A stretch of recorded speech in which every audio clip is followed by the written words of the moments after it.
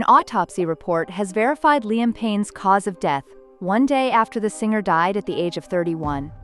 On October 16th, the former One Direction member died after falling from a hotel balcony in Argentina. According to a news statement from the Argentina National Prosecutor's Office, the postmortem report describes how the musician died and offers light on the injuries he sustained prior to his death. Following Payne's death, the Sistema de Atencio Medica de Emergencia issued the following statement to Telemundo, which is owned by NBCUniversal.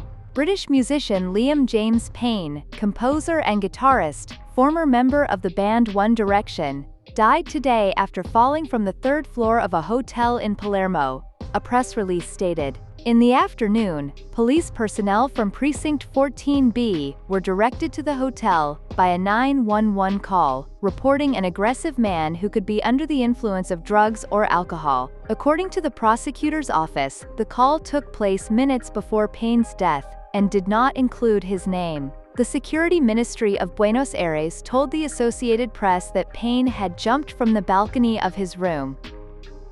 Medics determined that the singer had extremely serious injuries and pronounced him dead on the site.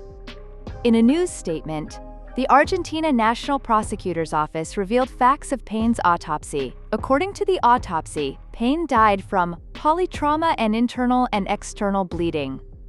The prosecutor's office referred to the death as doubtful/undetermined, indicating that there was no definitive information about the cause of death. Following Payne's death, a series of substances were seized from the musician's room, demonstrating a previous situation of alcohol and drug consumption, according to the announcement.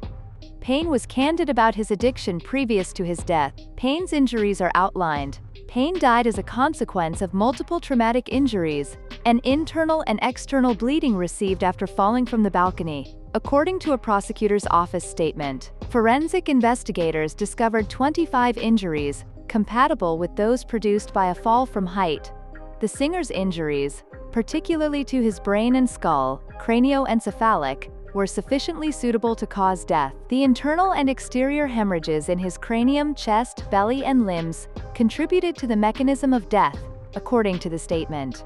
He was probably alone when he fell. According to the solicitor's office, everything indicates that the musician was alone when the fall occurred, and that he was going through some kind of breakdown as a result of substance abuse.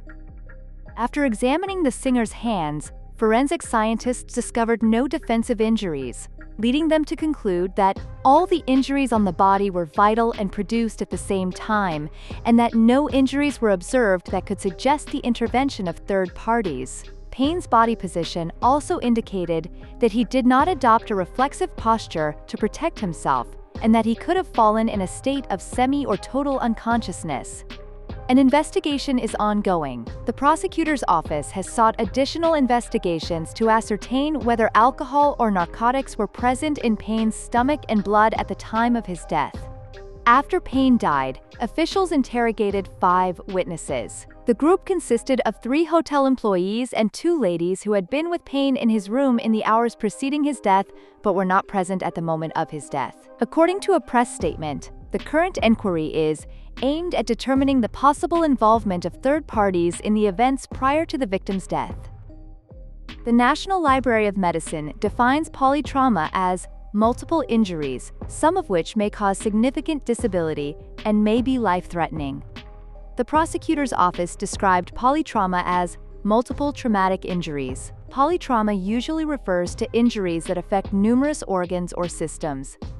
Polytrauma is commonly caused by car accidents and suicide or homicide attempts. According to study, when someone dies as a result of polytrauma, it could be immediately or shortly after, or it could take longer. When it is immediate, it is usually due to a primary brain injury or a large amount of blood loss. When it is delayed, it is due to a second brain injury or the body's inability to heal from the traumas. On the afternoon of Payne's death, officials responded to a 911 call from Payne's hotel made by a staff member regarding a visitor who had destroyed belongings in their room while under the influence of narcotics and alcohol, according to call audio obtained by Telemundo. The call was made just minutes before Payne died, according to the prosecutor's office. The call does not mention Payne's name. The guest in question had stayed at the hotel for 2 or 3 days. The guest had overindulged in drugs and alcohol, according to the transcript. Well, when he is conscious, he destroys the entire room. We need you to send someone. During the talk, the hotel employee expressed worry for the guest's health. And we need someone to be sent to us right away because I'm not sure if he's in danger. The guest is in a room with a balcony, and we are concerned that he may do something life-threatening, the caller stated. According to a press release from the Argentina National Prosecutor's Office, Payne died outside the Casa Sur Hotel in Buenos Aires' Palermo neighborhood.